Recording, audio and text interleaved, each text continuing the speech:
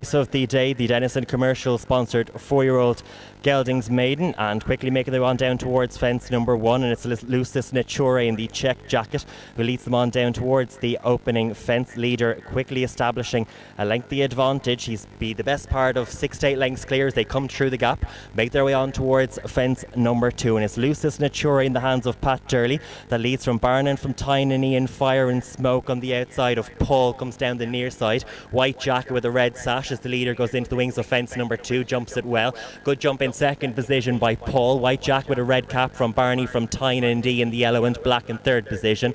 Fire in his eyes on the outside, maroon jacket in the Michael O'Leary colours, with the Gordon Elliott yard in fourth, disputing that second position. As they go on towards number 3, the leader went out towards his left, out over it. Watching the main group of runners, Jethro is in mid-division, also in mid-division for Just Like Dylan and Battle Fort. Towards the rear of the field, ridden with restraint, is Lucky Pass in the orange jacket with the black seams, and the overall back marker is Temple Ross, the second runner in the Wilson Denison colours, carrying a black and white quartered cap. That's the 3 fences along the back, safely negotiated. They now swing left-handed and make their way on towards fence number 4, which will be the last fence in a couple of circuits' time. And it's Lucis Nature, one of 7 debutants in the 9-strong lineup, leading from the front, and is extending his advantage now about 10 to 12 lengths clear over Barney from Tynan D and the Stuart Crawford runner, as the leader got in tight towards that 4th fence. Watching the rest of the field, slight mistake there by Battle Fort. The yellow cap, black and white quarter jacket, just lost a place or 2 as a result. It's not a great early gallop in these early stages as they pass the post. 2 full circuits ahead of them. They make their way on towards the next, which will be fence number 5, and Lucis Nature in the pink and yellow check jacket, still extending his advantage, 10 lengths clear over Battle Fort in the hands of Derek O'Connor. Rode a treble yesterday at Quakerstown. Derek just bringing his mount closer to head the main chasing group as they go into the wings of fence number 5. Lucis Nature again jumping out towards his left. Loses a couple of momentum as a result. At the back of the field there was a mistake by Temple Ross. Jethro is last but 1. Fire and Smoke is last but 2. And Lucky passes towards the rear of mid-division. Almost a circuit of the track completed in this opening wheel. Denison Commercial's 4-year-old Geldings Maiden. A race that was won 12 months ago by different Greyview, subsequently gone on to win a listed bumper for Nicky Henderson. And in front it's Lucis Nature at a reduced advantage, now just 4 lengths clear, as Battle Fort on debut continues to get closer in the hands of Derek O'Connor. For local trainer Colin McKeever, the leader running greenly into the wings of that fence, Lucis Nature. He was about 6 lengths clear at this point on the previous circuit. Now just maintains a 2-3 length advantage over Battle Fort. Barney from Tynan D in the yellow and black diamond jacket in between horses. Fire and Smoke on the outside, a half-brother to Rogue Angel, a dual winner in these same colours. And at backfield, Temple Ross is gone. Temple Ross is a faller at the middle fence down along the back straight. Fence number 7. Horse quickly to his feet, just waiting for Gerald Quinn to rise. They quickly go on towards number 8. And Lucis Nature is still in front. Gets to the other side safely from Battle Fort. The back of the field, a slight error in jumping by Jethro.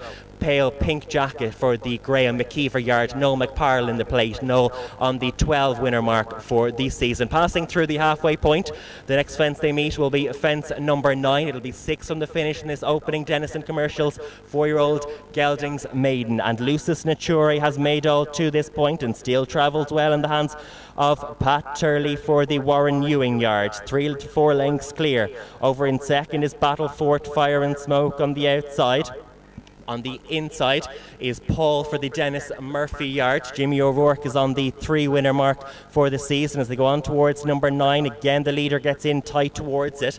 Lucky passes towards the rear of mid-division. Is actually now dropping back after a slight error at that fence and just has the one behind now, and that is Just Like Dylan. So just over a circuit left to race in this opening 4-year-old Geldings Maiden, and with 1 mile left to race and 5 to jump, it is Lucis Nature that leads from Battle Fort on the inside of Barney from Tynan D and Fire in his eyes out wide. That's the front quartet as they pair to race on towards the 5th blast, being tracked by Paul, who continues to go down the inside, saving ground in the hands of Jimmy O'Rourke.